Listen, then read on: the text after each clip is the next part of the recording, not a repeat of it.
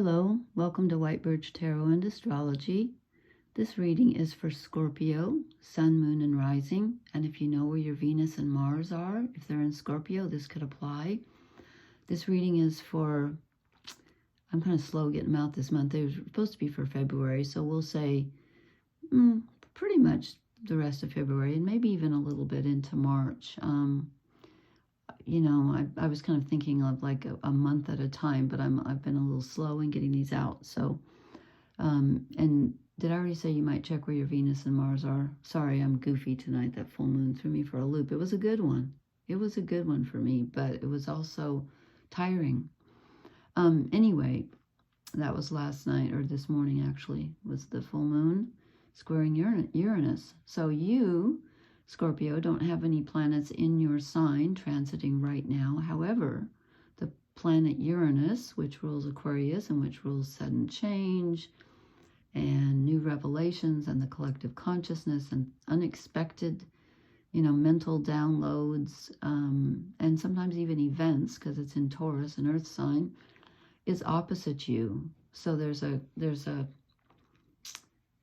right now, you're a fixed sign anyway, so you're not that fond of sudden changes unless you're in control of it, which many of us are not. You've had an ongoing, probably, struggle trying to keep your footing and keeping things feeling solid, because they probably feel like they're just about ready to, things could blow at any moment with that energy opposite you. You are also in good aspect to Neptune, Saturn, and the North Nodes, all in Pisces. Neptune and the North Nodes are at 28 and 29 degrees of Pisces, and Saturn is at 18. So if you have anything in those degrees of Scorpio, they're being triggered right now in a good way. But those are very karmic planets, karmic placement in Pisces. Neptune rules Pisces, and Saturn doesn't. But Saturn's also karmic because it's reality, it's time, it's karma. He's the Lord of karma and the harvest and structure, responsibility. And the North Nodes are the path that you need to be taking forward. And they just moved into Pisces, which is trining you, as I said, which is like an open pipeline where the energy just flows right to you because it's a fellow water sign. And you are also in good aspect, or I should say easy aspect, where the energy flows to Mars in Cancer, which is retrograde, which is it's a good energy, but it's it can be kind of a clinging to the past. Mars is in Cancer, and that's a very nostalgic energy, especially when he's retrograde. There's a bit of a reluctance to move forward, reluctance to let go. So that's there too.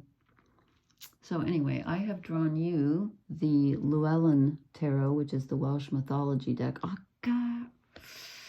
I forgot. I just did a reading for Libra, and I forgot to turn up the light on my iPad, so it's all dim again. Oh, my God. I can't believe I did that. Well, I apologize. It's probably not as bright as it should be. What can I say? The full moon got me. It got me. Okay. It was a good one, though. Okay. So I drew the Cross of Truth, and I wasn't concentrating on the Cross of Truth when I drew the first card, so I drew two, because I got the Two of Wands, which is prospecting. Should I do this or should I do that? Not sure. Not sure. There might even be two options in front of you, and I hate that this is dark because these are beautiful cards. So then I put it down, and I thought, oh, I forgot to think that this was the Cross of Truth and that this card represented your energy. So I drew a second one, and I got the Lovers, which is kind of close to the Two of Wands. It's closer to the Two of Cups, but the Lovers is, of course, the Lovers, a romantic, a romantic liaison or attraction or connection, but it's also the choice. So I'm thinking in this case, it was just corroborating for me that that indeed the Two of Wands was the correct card for your energy at this time. And I'm feeling like with this whole reading, I'm feeling like you're in an in-between space where you're in the middle of something. You're kind of not really here, not really there, kind of waiting, like you can't really move ahead, and you're sort of stuck between two Why do old songs keep popping in my head? Torn Between Two Lovers. I hated that song. Gosh, we're talking late 70s. Anyway, that's possible with the lovers, actually. But it's just, I think it's just this time in your life where you're just not really here nor there. You know, it's just kind of an in-between state. Then I wasn't concentrating again. I forgot to ask, what do you need to let go of? I just drew the next card. This is in the position of what do you need to let go of? The Ten of Pentacles. This is the I have it all, you know, happy ever after card. I have everything I need. Everything's stable. Yeah, things aren't stable right now with you, I don't think. I think things are going to be very changeable with Uranus opposite you and all those karmic planets trining you.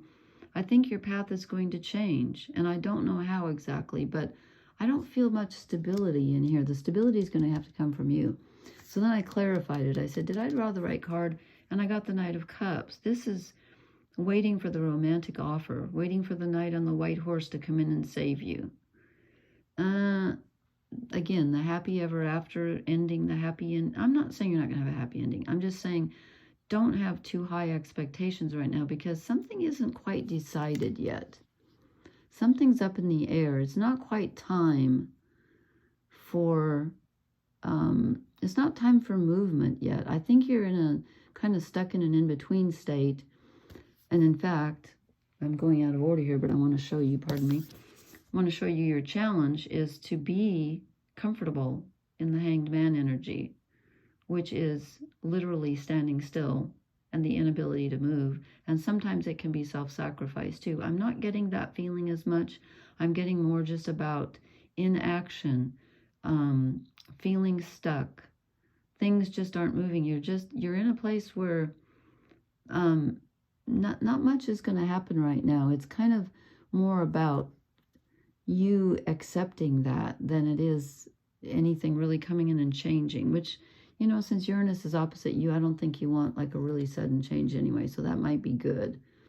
Perhaps that will give you that feeling of stability that you're lacking. Because when I asked what should you move toward, I get the Horned One, which is the equivalent of the devil. But in this deck, it's different. He's not addiction and the dark side. He is more about being grounded into your primitive nature. And Scorpio is very comfortable with that unconscious, primal energy. You're ruled by Pluto, the Lord of the underworld. You're very comfortable with this, and you need to get in touch with that very core part of you that that is grounded in that is literally, you know, the Horned One who is the god of the forest and the god of the earth. And, you know, Scorpios are very much lone wolves. Not that they don't like people, because they, you know, Scorpio rules in personal intimacy. But they also have secrets. They also always keep a part of themselves to themselves. And sometimes they can be rather, I'm not going to say aloof, that's the wrong word. But they would prefer to be alone than have a bunch of people around them. They like intimate connections. They do not like large groups, generally speaking. Correct me if I'm wrong. So get in touch with that. That's what you need to move toward is, you know, the inner right now, the inner grounding. And then I said, what blesses you? We get something very similar. The Empress, which is the earth energy. She rules Taurus, kind of. She's really all the earth queen. She's all the queens put together, but she's very earthy. And she's about, let's see, how does the book put it in this deck? Let's see if they have anything different. She's very powerful because she's the fourth card. No, I'm sorry, she's the third card. She's ahead of the Emperor. How do they put it in this one? Yeah, okay, this sounds like Scorpio. A kind, capable woman. One who instills confidence in others, a beneficial influence, a strong role model, a woman who promotes and encourages the potential of those around her, a peacemaker and diplomat, an intelligent, calm, mature personality, determination and dignity, one who teaches by example, a nurturing, considerate person who gives much to the community, confidence, empathy, a matriarch, guidance and support, a mother figure, security, comfort and appreciation, fertility, personal development. Yeah, I think this is you. This could be someone helping you, but I think this sounds very Scorpionic to me. And again, all signs have a negative side, and Scorpio gets a bad rap because the dark of Scorpio can be very dark, but the light can be very light. The brighter the light, the darker the shadow. Scorpios can be astoundingly bright. So that's what you need to tap into, is your inner wild nature and your mature, nurturing, feminine energy, because Scorpio is a feminine sign. Okay? So even though not much seems to be happening, or like in your personal life, like movement-wise or whatever, you're scouting out the territory, you're planning. And there's a union, I think, either taking place inside or coming up in the future. But you're debating. You're debating about, you know, which way do I want to go? Right now, it's not time to move. You're stuck in the Hanged Man energy. And then I asked, what is Scorpio not seeing? Shadow cards. And we get the Ten of Pentacles again. Again, you're supposed to move away from it. I think maybe this is telling me that it could be a couple of things. It could be telling me that you're feeling insecure and like you just don't know which way the path is taking you, and you don't know which way to go. And you could be feeling a little bit insecure right now. And with that comes wanting to be in control and wanting everything your way, which can be a fault of Scorpio. I mean, we all do that, but Scorpios can be very stubborn, and they like to be in control. And right now, that's a downfall for you, because you need to let other people help you, and if they're there, and not to save you, but don't be too stubborn in your outlook, you know, because this really could be, this Empress, this could be, if it's not you, this could be someone else who's watching out for you. Someone who's got your best interest at heart. Let someone mother you for once. You don't have to always be in control. Okay, let me draw you an oracle card. I decided to put my angel back, even though the color clashes with the centered thing. So, okay, let me concentrate here. Scorpio, Sun, Moon, Rising. What oracle card do we have for Scorpio, Sun, Moon, Rising? I'm not sure about this one. Exchanging gifts. Okay. Well, again, there's a lot of two energy, the Lovers and the Two of Wands. So, yeah, maybe it's saying you don't have to, maybe letting go of this Ten of Pentacles too is also telling you, you don't have to do everything yourself. I'm getting now a feeling of letting others help you. Let me draw another one just to see. Scorpio, Sun, Moon, Rising.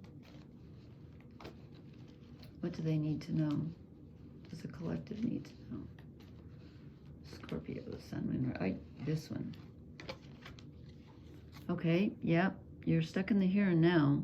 It's not time to move forward. It's not time to get dragged back into the past. It's time to just enjoy what you have. The sign says you are here, that she's holding the banner. It's time to just be in your nature and enjoy what you have on a daily basis. The Empress is about that too, very earthy. And so is the Horned One. Because right now, that's all you got right now. The path isn't set yet for some reason. It's being reconsidered. You're reconsidering, and perhaps even the universe is reconsidering exactly. I don't think it's quite set in stone yet. Okay, please leave me a comment and let me know if that made sense to you, if it resonated. Let me know how the full moon treated you. And also please hit the like, share, and subscribe buttons. I would appreciate it. And I will talk to you later. Thank you so much for listening. Blessings. Good night.